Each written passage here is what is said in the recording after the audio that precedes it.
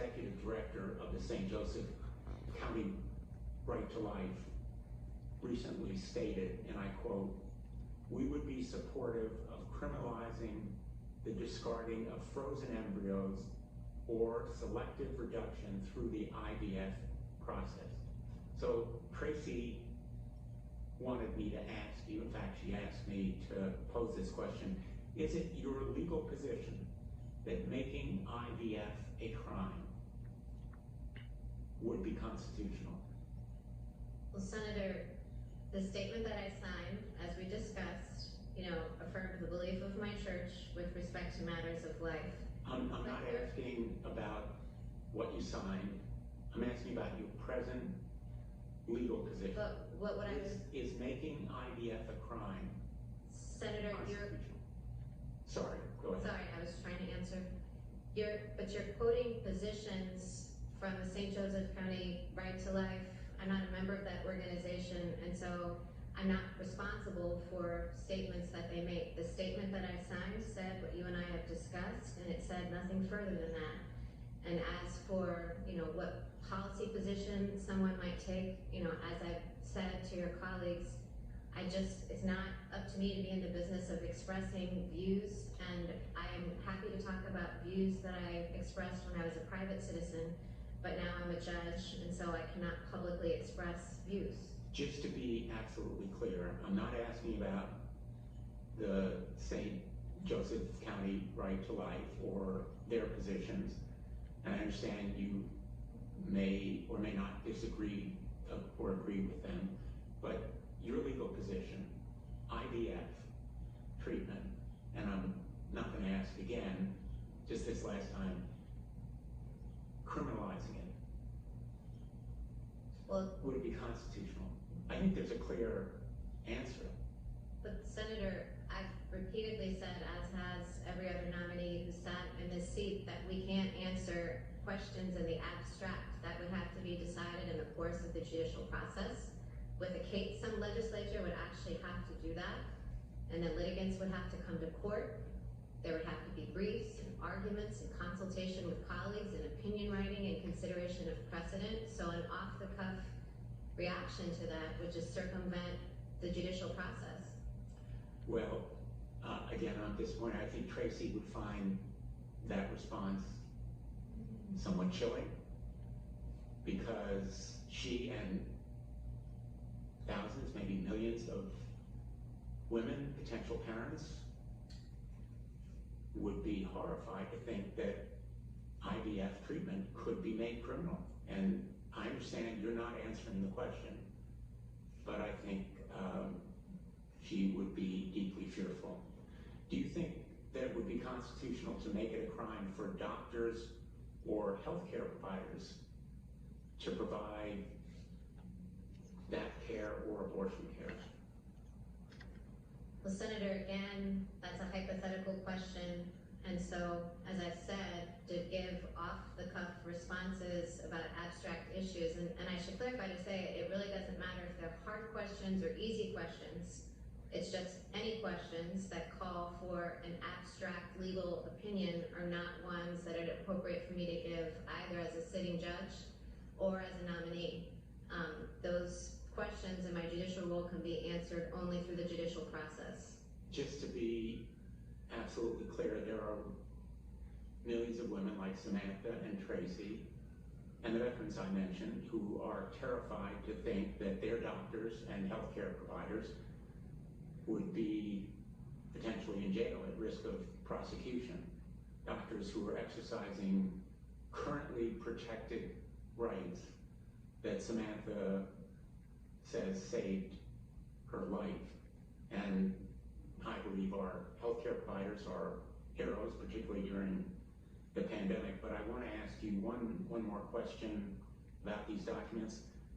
In the 2013 letter that you signed, there's the following statement.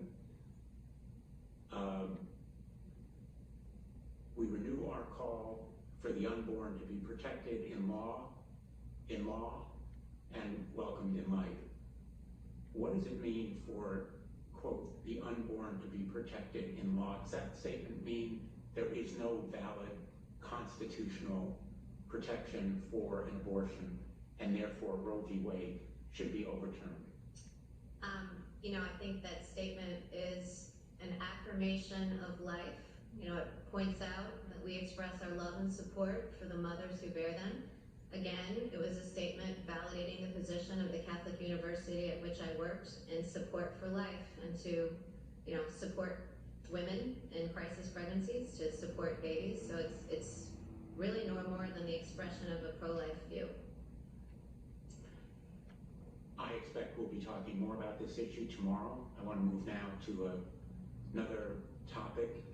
You and Senator Durbin and others talked about your dissent in Cantor v. Barr, and I think your approach here, in effect, usurps the legislature's appropriate role in making policy judgments.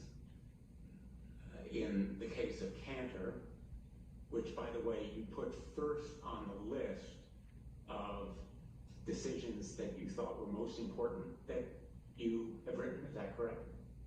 I don't remember the order in which I listed them. It was first.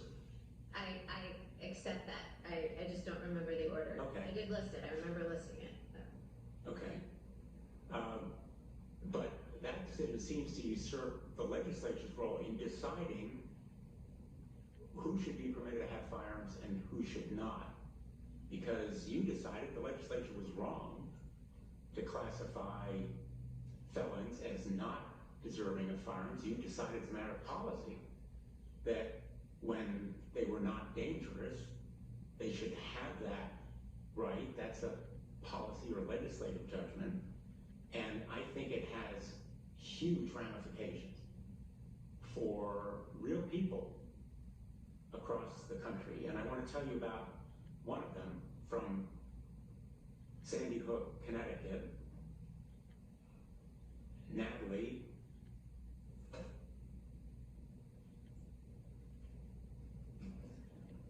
who is shown here with her brother Daniel. Daniel was killed at Sandy Hook Elementary School in Newtown, Connecticut on December 14th, 2012. Daniel was 7. I was there that day. I saw the parents after they learned that they had lost 20 beautiful children.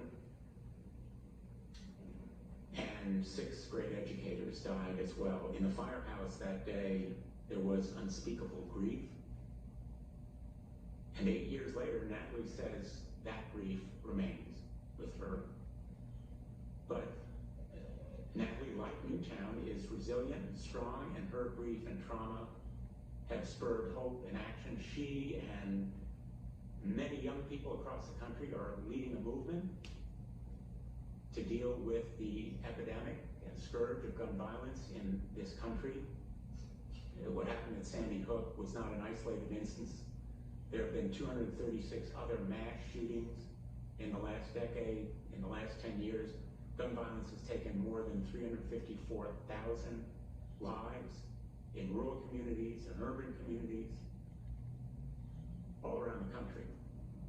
And I'm sure in Indiana and South Bend as well. Your opinion in Cantor goes farther than Justice Scalia and Heller. In fact, you characterized it as kind of radical. It is, in effect, an outlier. And it is, in fact, radical. Did I say it was radical in the opinion? I think you said, quote, "It sounds kind of radical to say felons can have firearms." That's a direct quote.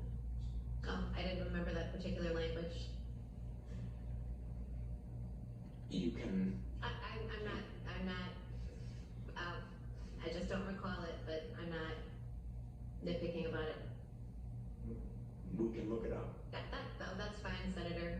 I don't think you're making it up, trust me. No, I'll check. No, don't take his word for it. The rest of your questions. This is Richard Blumenthal. In fact, Appeals, except maybe the Seventh Circuit has adopted. He likes to make up Third things. Circuit, I think, has a rule that's, The Third Circuit, any others? I don't know that it's come up. I knew there was to the one first- circuit that did, I wasn't sure which one, but We thank were, you. my position was consistent with a Third Circuit en banc decision that had already been decided. And cutting through all of the legalese, and we've had quite a bit of it, going back and forth, what this approach does potentially is mean that Connecticut's gun safety provision,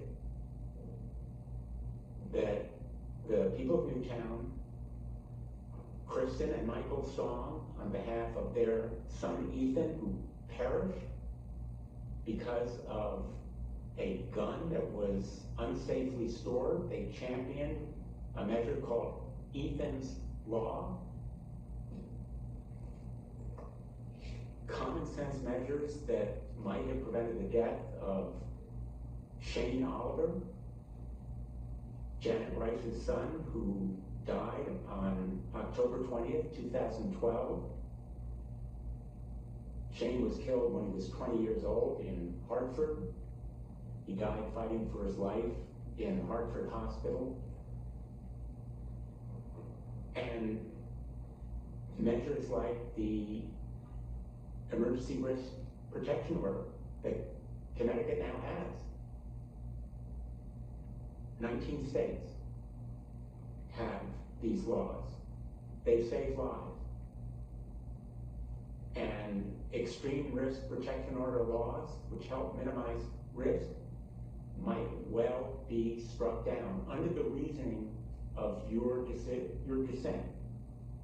Respectfully, Senator, my dissent would not reach even those issues. My dissent was about the narrow question about whether a felon who had sold fraudulent foot inserts could automatically be disqualified from his Second Amendment rights simply on that basis. It said that guns can be kept out of the hands of the dangerous, and it didn't say anything about other gun safety or background check. Those are all issues that are being litigated across the country and were not at issue in Judge Barrett, you're awesome. The legislator's judgment about when dangerous people should be protected from themselves if they are potential suicides, as Vic Bencomo, a veteran in Iraq, found when his friend was going to take his life. The emergency risk protection order would have been available, deciding what is dangerous, Democrats are grasping at straws. when weapons should be taken away from them. If the courts are going to supplant the judgments of legislatures, if judges are going to legislate from the bench, that's the import of your reasoning in that dissent. It may not have dealt precisely with any of these particular laws, but the reasoning throws into doubt. It raises the risk to many of them, and folks who live in Connecticut are terrified of that prospect, at least Well, many Kennedy who talk to was a me. tragedy, so I express the deepest sympathy for those who experienced that loss there and elsewhere. But Cantor, I hope you take some comfort from Cantor being a much narrower decision that doesn't have any effect on those sorts of laws. Cantor had nothing to do with it. Senator Tillis. Thank you, Mr. Chairman. Thank you, Judge Barrett. Mr. Chairman, before I get started, I'd like unanimous consent to submit a letter from my primary care physician indicating that I've fully complied with CDC guidelines. Being here like 2,000 other North Carolinians yesterday, and I'm glad they're healing. Without objection. I'd also like to put forth 3 letters in support of Judge Barrett, including one from Devin Patel, a former student who speaks very highly of your academic prowess, but also your compassion.